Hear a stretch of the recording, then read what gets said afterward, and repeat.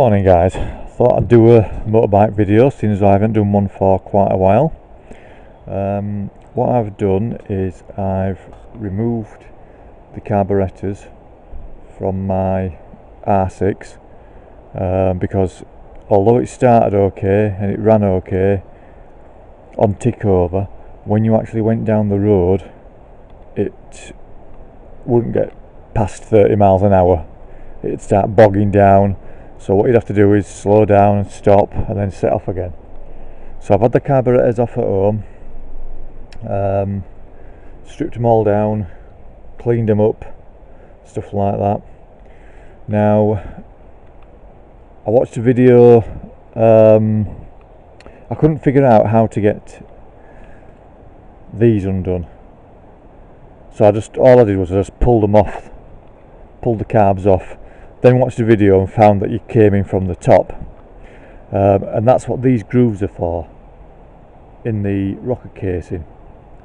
Okay, so that's to enable you to get your tool in. So as an example, it would be like that, a tool like that. Yeah. Anyway, what I did was I saw this video and it said you need a 2.5mm Allen key, which is that there, 2.5. so I went out and bought a full set of these, but it isn't a 2.5, it's a 3mm. So I've got my trusty old 3mm Allen key there, which fits it perfectly. So those are a 3mm Allen key. So what I'm going to do is I'm going to try and film putting the carburetors back on. I know it helps to watch a video to take them off, but if I try and show you them being put back on, then it's better than no, I suppose. Anyway, right, I shall get cracked on with it then. God, this is fiddly. You've no room, and there's about 50 million bloody pipes and cables and stuff you need to attach. Anyway, I've got the choke cable attached, and I've got the throttle cable attached as well. So what I'm going to do now is seat the carburetors back onto the mountings. Oh, and I've sprung a leak from somewhere as well. That's water, is that? So I don't know where the hell that's come from, but we'll have a look anyway. Right, I've stopped to fly home on my other bike to get this. It's a 3mm Allen key, but a straight one, which will enable me to get into these screws to tighten them up. So there's one of them. I don't know if you're going to be able to see this or not, so I'll get my torch on, but let's see if I can get that in.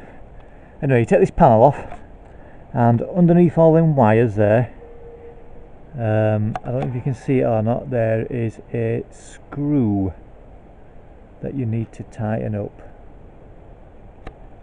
and I think it's, let me zoom in, it's there, look. So that's what you need. So hence, this is why you need this, to get it in like that.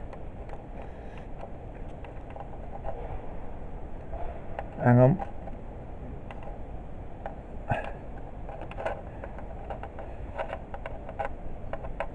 To tighten up, makes it so much easier. So I'll do the other screws now, connect all the pipes up, and I'll put the airbox on, and then we'll see if it'll start. What I've done is I've just left the last one in, just to show you whereabouts to undo the screws. So as I say, you get one from the side panel there, and the other three where the slots are in the rocker cover, that's where you need your screwdriver down the centre there. So you can see that's the hardest thing, is actually seeing the Allen bolt to put your Allen key in to turn it. So that's in now, so you can see that that's in. So that type of tool it's perfect. It does help if you do move these up. These will be like that when you take your airbox off. If you move them up out of the way, you can actually see the Allen keys then. So what I'll do now is like I say, now I'll put the airbox on and we'll see if it'll start. Right, got it back on now. So what I've done is turned the fuel pump on a few times just to prime it. So I'll put some choke on now. Let's see if it'll start.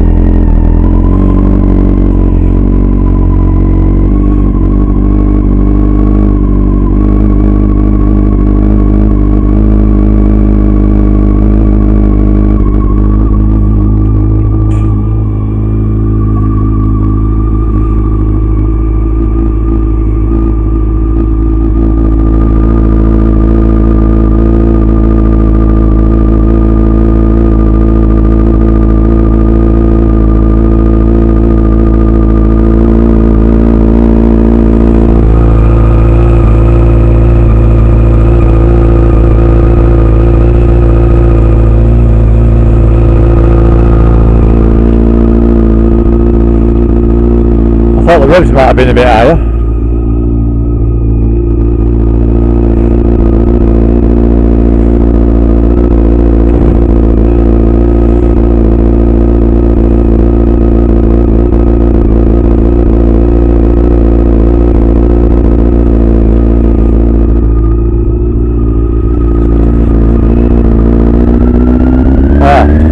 There we go. I don't know how that took so long.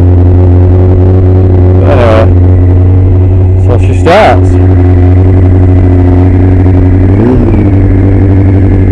The only thing to do now is go and give it a test drive and see if I've resolved this issue of this bogging down.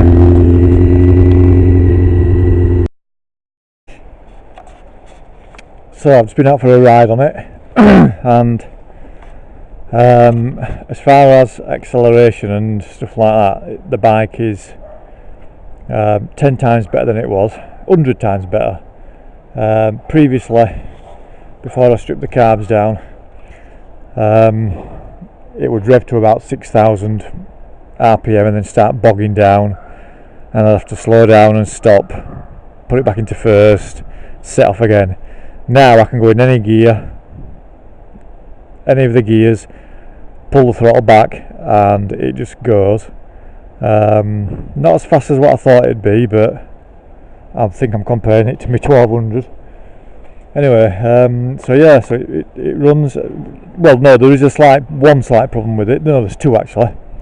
One of them is when it's warm and you stop or stall it, and you try and start it, it seems to spin over forever, and you've got to give it a bit of throttle to get it started again. So there's still something not right with it.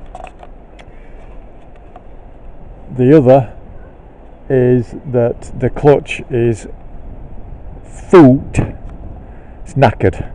The biting point is literally when the lever is all the way out. So it's a load of shit is the clutch. So I'm in two minds now. I don't know what to do.